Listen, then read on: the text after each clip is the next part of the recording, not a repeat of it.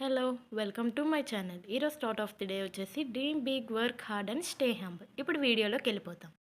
ఇప్పుడు కొత్తిమీర పచ్చడి ఎలా చేసుకోవాలో చూద్దాం రండి. ముందుగా స్టవ్ ఆన్ చేసుకొని కళాయిలో ఆయిల్ వేసుకొని బాగా మరిగిన తర్వాత ఎండుమిర్చిని వేయండి.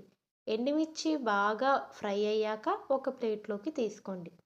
ఆ తర్వాత జీలకర్ర, వెల్లుల్లి, పచ్చిశనగపప్పు, కరివేపాకు వేసుకొని ఇది కూడా బాగా ఫ్రై అయ్యాక రెడీ చేసి పెట్టుకున్న కొత్తిమీరని వేసుకోండి.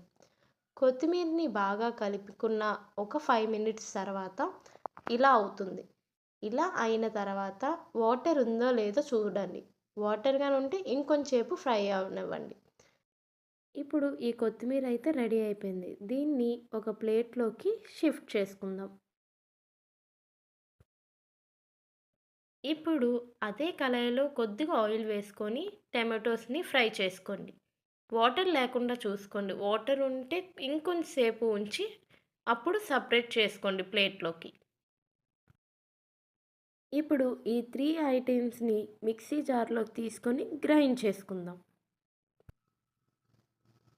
నేనైతే ఇక్కడ పేస్ట్లా గ్రైండ్ చేసుకుంటున్నాను. మీకు ఎలా కావాలో ఆ ఫామ్లో మీరు చేసుకోండి.